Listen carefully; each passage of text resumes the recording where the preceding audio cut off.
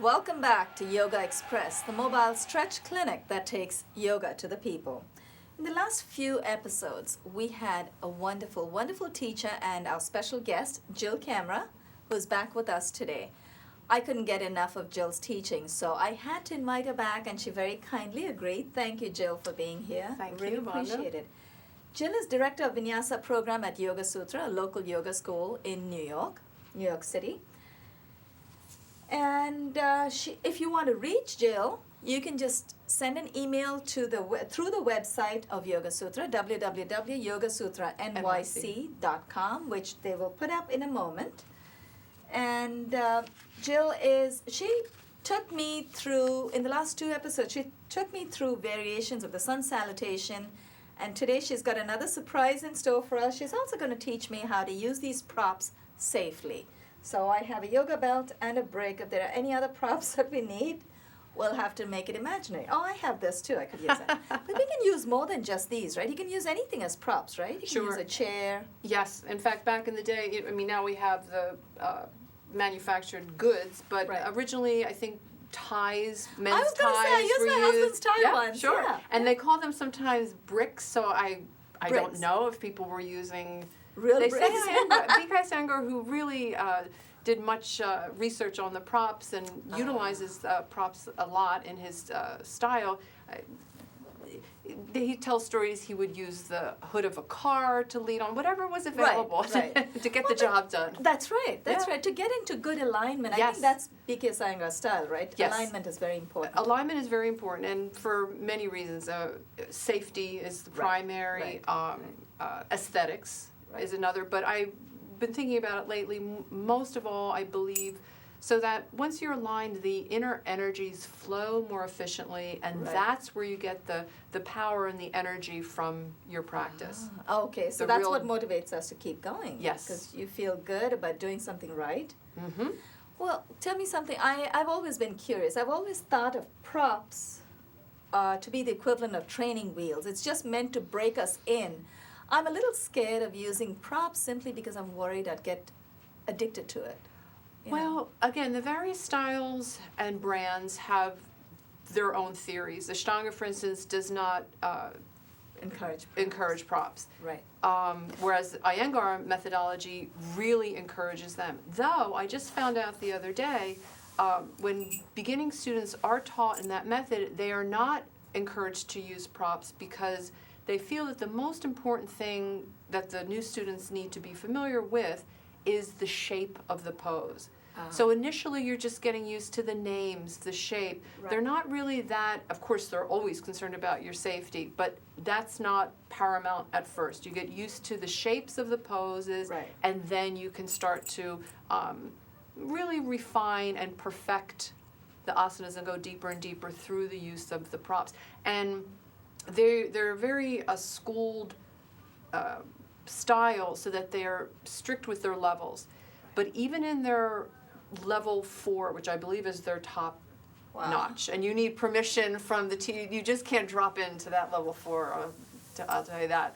But that they will still use props there, in fact maybe even more so, because they're able to get a little bit more complex with the props. So the props not only keep you safe, or shall I say help you access the shape of the pose a little bit more clearly, but the props allow you to go into the deeper dimensions of the asana.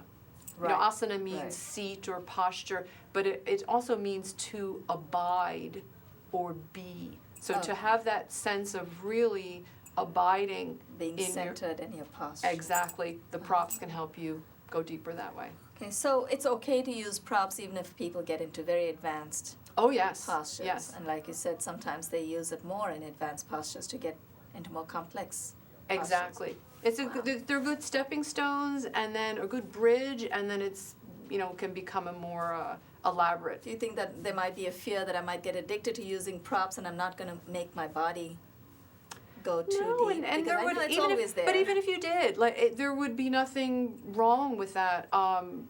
That would be your practice. There's no Right. real right or wrong with it. Right. Practice is so individual that. And that's another thing that the props can do, is can really customize and Yeah, adapt the pose yeah. for you. That sounds wonderful. So there is hope for some of us who are not ready to get into certain postures. I know I enjoy some postures. I find that if I'm comfortable in a particular posture, that becomes my favorite posture. We all Yes, feel right, good right, when yeah. we're really comfortable in a posture, right? Yeah, which again is okay, and then when Yeah. you're ready to. Well, that's a wonderful thing about yoga. It's all about feeling good. It's not how many reps or how many postures. It's about when you come out of a yoga class, we always ask each other, or we tell each other, I feel great. Mhm. I never really say I've done 20 postures or 30, whereas when we come out of the gym, which is also great practice, fitness practice, but it's always like I've run half a mile, I've run 1 mile, whatever. There's no count in yoga. It's about how you feel. Exactly, Yeah. and the feel good is beyond what you would consider a narcissistic. It's not going to pump up your ego because you Right, feel so good. I feel with a yoga practice, the way the postures are designed, the way the inner energies flow, what makes you feel good is you actually become closer to your true sense of who you really are. And I know that sounds a little No, esoteric, I'm trying to put that into but words. Like you penetrate into the deeper levels of self. So Right. that's what's really so allowing it's you like a to healthful feel high. good. It's Okay, not. It's a high. Yeah. It's a healthful. Healthful I'm ready. high. I'm ready for that healthful Yeah. high. Would you like me to show you a couple ways to use the please, prop? yes, because And I'm not very familiar with using props. I keep them there just in case. All right, Bano, so let's do this. We're not that warmed up, so this will be kind of a nice way to show Okay. maybe some uses with the props. So we'll come to sit with our legs extended straight out, and I'll do it with you, Sure. if you don't mind. Yeah, absolutely. So this particular posture is called Dandasana, or staff pose. The staff part, I am guessing, would be the spine. For some folk, even this may be a bit of a challenge, in which case you can simply bend your Right. knees. It takes the hamstrings out of the equation. You're able to keep an upright spine, which is really the function of the pose. So now if we want to go a little bit deeper into our posturing, we could take this pose into a pose called Paschimottanasana, which is a seated forward bend. So let's just go back and forth a I'm little going bit. to need a prop for this. Let me Yes, just sit because on you can something. feel it, right? Yes. I can So feel it. yes, you can sit up on something. In fact, the block is a Yeah. nice thing to sit up on. So I always think of the block, there's 3 heights with our blocks. This is the lowest, medium, and highest. And when it's on its lowest, I always think of it as a nice little square hard pillow to sit up on so that you're comfortable. And again, you want to try and have your sitting bones evenly on the block. You can take your hands, and if you move your buttocks flesh a little bit back and away, you can feel those sitting bones on the block. And then, so from here, we'll do our little back and forth. So just maybe with the breath, slightly go back and forth, that hinging action. And then you It's feel helping, yes, it's it's helping help. because it's taking you, it's tilting the pelvis a little bit into the forward bend already. Don't expect me to touch my head to my knee. Oh no, head to the floor in front of the feet, come on up. And then this is where the belt will come in handy. Okay. So the blocks generally take the floor up to you. It's a Right. good way to remember how that's to use nice. it. And the belts are always extenders of either your arms or sometimes even your legs. So the So- mountain doesn't come to me. Exactly. So you're going to take your belts and bring the belt around the balls of the feet and hold on to it. Depending on the season, I either say like you're water skiing Oh. this summer I or like if you're that. in a sleigh ride in the winter. But again, this allows you to keep a nice broad quality across the top of the chest so that the air flows in evenly and smoothly, and again, a nice upright spine so those energies flow greatly. And now we're going to inhale a deep breath together, and then on our exhale, once again, we'll tilt ourselves forward, and you'll see it gives you a little bit more access to come forward closer and get that stretch to the spine. How does that feel? Much better. I noticed you were wiggling your hands forward, so I imitated it. Yes, I Did do. did, I do so. a little walk forward because again, I have just the way my anatomy allows me to do that. But again, any place that works for keeping an open chest and a nice tall spine. So then we could take that away. And I think, let me see how I'm feeling. I'll show you a way, for instance, to use a prop to bring the pose into a more advanced adaptation, let's call it that, or variation. So some people tend to be very, very open, and unlike myself, they're able to fold themselves right over their legs, but it looks like they're achieving something or the function of the pose, but they're not really, because they're not feeling anything. They're not. It's too easy. It's too easy, exactly. Right. So in that instance, you would put a block behind your feet, and then that gives you more of a challenge to reach. Oh, to reach further. Okay. So that's one of the ways that the block would be used in a more advanced version of a pose. I'm happy with the basic. Yes, I like the basics myself. Another way you can use the props is for support in restorative postures. Right. So one of the most classic, I guess you would say, is called supported bridge. Do you want to watch me do it and then try? Yeah, and then I'll go on. So I'm going to bend my knees, Maybe lower. you want to put your head on the This side way? so they can see how high your legs go. So bridge pose is, I'll do it in its static way. It can be done dynamically, which I'll show in a minute, is this. So I'm giving my spine a nice back bending stretch. I'm supporting myself with my What's the strong purpose of legs. clasping your hands under your hips? I feel that draws the shoulder blades together, and Right. once again I have that nice opening through my chest. And if you notice my chin, or I should say my chest tucked towards my chin, Right. I come into a technique that's called a bandha. It's called Right. Jalandhara bandha, Right. and it helps conserve the energy in the body. So Jalandhara is the throat, so you're Throat. locking the energy through the throat muscles. Is that Yes, correct? and as long as we're on the topic, I can talk a little bit about the bandhas perhaps. I'm also giving a lift and squeeze at my pelvic floor, Right. similar to a Kegel exercise, if women know that. And then I'm drawing my lower sacral area, frontal sacral area in. And what I'm doing here is creating a lock with, this is Mula Bandha, the root Right. lock, the pelvic Pelvic floor. lock, yeah. Uddiyana Bandha is upward flying lock. And now when I've engaged Jalandhara Bandha, and if you notice, I'm not moving my head around because Right. this pose is a little tricky with the neck. I'm locking in the energies. I call it sometimes the human battery. Get where along my spine the energy centers or energy wells, the chakras reside. So I can stay like this for a while. I can see you're very comfortable. Yes, actually, it's And one of you my can talk favorite in that too. poses. And you should be able to talk in this pose, but not move your head around. Right.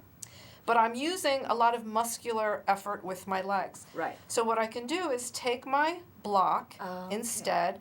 I'm gonna, for me, I'm okay with the higher orientation, but again, you have medium, you Right. could also make it long, and you also have the lower one. Low. But for me, I like placing the higher orientation right underneath my, at the very base of my pelvis, which is my sacral area. Okay. And then I can relax a little bit around the shoulders, relax a little bit through the legs, and here I am supported, getting the same nice benefits of the pose. Another nice benefit of this pose, I feel you really get that. Abdominal stretch, right? Yes, I feel like it's a nice clearing out action too. what happens to the diaphragm? Because we are now sort of tilting, well, I wouldn't say upward, downward. So your hip is up, so which means that also, does that help expand the diaphragm? Does it stretch That's upward? a good question, Bono. I never really thought about that, but I would imagine yes, because it's freed from, to some degree, of the effects of Right, gravity. the pressure of gravity, exactly. That's what I Right. thought. Okay. And Oh, I it's- can't wait to try that. Yes, I'm not it's- going to try the again, I high should- level. I'm going to try the medium level. Now, I just Or medium or to even small. yes, to come on out, I do need the muscular action of my legs, Right. and I don't want to come out of any of the yoga postures, most specifically the more restorative ones where you're in for a long period of time, too quickly. So I'm going to remove my block, Okay. I'm going to wait. and now I'm going to come into a little bit of what we would call a dynamic action. So I go slowly down to the floor. Another way to come out would be to change the orientation. So I start with Right. my high, And then go to then I'm medium. going to rest for a little bit, And medium. medium, Great. and then I'm going to go to the lowest, rest a little bit here, and then I could slide it out. So what I do is I get on my back first, Let's take a look. and then heels. Yes. And you want to have your block handy, of Oh. course. Yeah. Very nice. So your feet are about hips distance apart, and the heels should line up with the sitting bones. That's a good way to find hips distance. So I should be able to touch my heels? Yes, if you can. Some people, again, depending on anatomical proportions, Right, may right. not be able to. One thing you can do now, Bono, if it feels okay on your neck, if you look, you don't want your toes wider than your heels. So if you look down your side, you'll see that the outside edges of your feet will line up with the outside edges of your mat. I can't That's see a- down my side. Does it look okay? Yes, it looks. I can tell There's you too it much looks of good. me on the side. Sometimes you can feel it. In fact, a nice way to know what is proper alignment is to go a little bit too much in one direction than the other. So go ahead and bring your toes towards one another. Make yourself really pigeon-toed. Notice how that feels. Then take your toes wide. Oh. You mean just the toes or the foot? Just the whole, yes, the toes wide. And you might feel a little pinching there, right? Maybe a little crunching on the low back, so we know that's not correct. So you might be able to find your midline, your middle, Right, from right. those two actions. Oh, yeah. Okay, I get it. Gotcha. Okay, so it's somewhere around here. Mhm. Does that look okay? Yes, it looks Okay. perfect. Okay. You were actually perfect in the beginning. I messed you up. So No, but it's good to know how to get there. yes, to see ways to, again, yoga is a very personal practice. You Right. may be doing it in a group class, which is wonderful. But we still follow our own You body, follow your right? own feelings there, and ideally you should be practicing at home Right. and have a home practice, and then you really are closely monitoring yourself. So should I inhale and use my muscle strength to first come up? Is that correct? Yes, in fact, again, I talked a little bit about static and dynamic Yeah. movements. In yoga, you can come right into a pose and hold it. This is called a static way. Perfect. I noticed you had your hands under, so should I take Yes, that? try it. And then you can walk your shoulders. You have beautiful range of motion.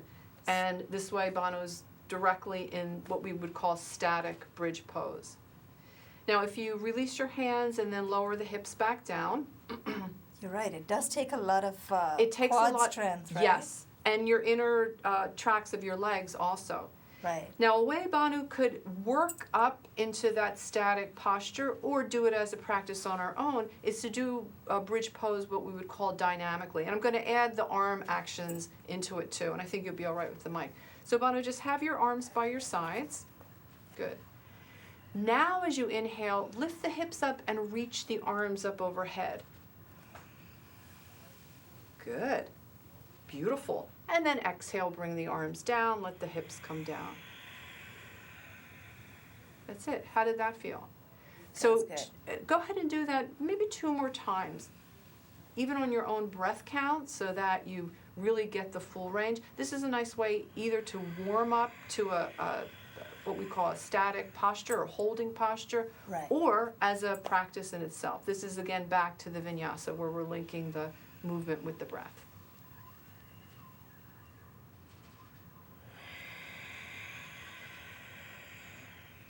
Beautiful. So I inhale as I go up, As you exhale when I'm coming down. yes, in general, the exhaling is when there's a more folding action of the body. Right. Inhaling when there's a more opening Opening up. action.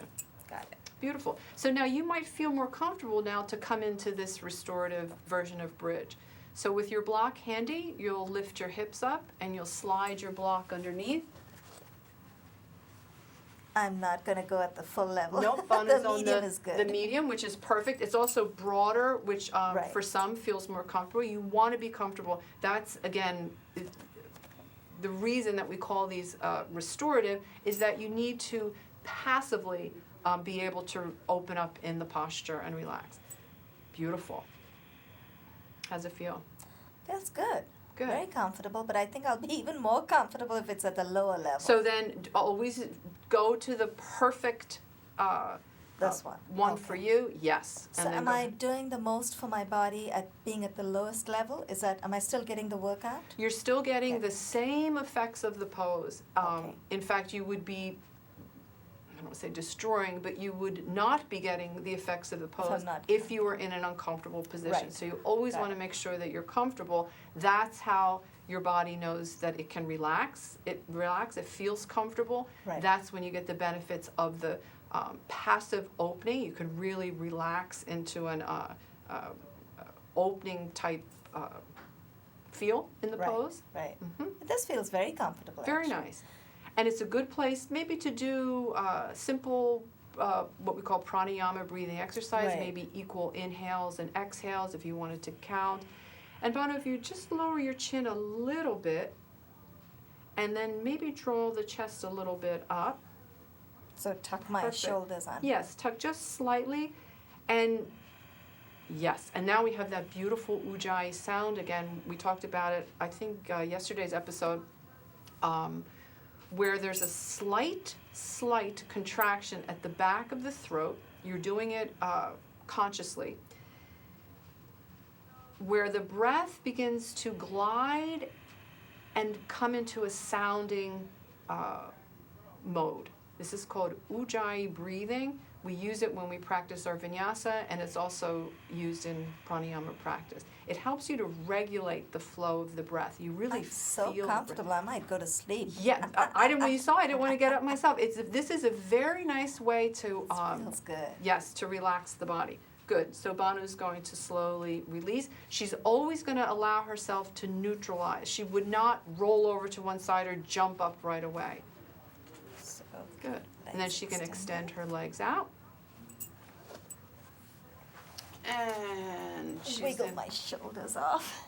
she's going to roll to Where's her my side. fancy plastic clip? I was keeping. Oh, I should thanks. say we're being kind of bad here. We're putting our glasses or putting our things on the floor. You never want to do that in a yoga class because the teacher will step on them. Oh, that's I know right. that empirically. So Are there any other stretches? Should we do any standing stretches where we can use some of these props? we could, or would you like to How's go the into time? our Yeah. shoulder stand? Shall we Yes. finish up there? How are we doing for time? Oh, we have 5 minutes. Yes. Oh. Yes. You can keep talking through the shoulder stand if you like. Oh, before we forget, if you want to get in touch with Jill, for this series, Jill has been with us 3 episodes in a row, 3 days in a row. Thank you so much, Jill. I Banu, really thank appreciate you. it. Such a It was- pleasure. So much fun. It's so wonderful. It's like I said yesterday, it's fantastic to be back in Jill's class, except this time we have the good fortune of being able to share Jill with all of you. If you want to get in Thank touch you, with Banu. her, www.yogasutranYC.com. That's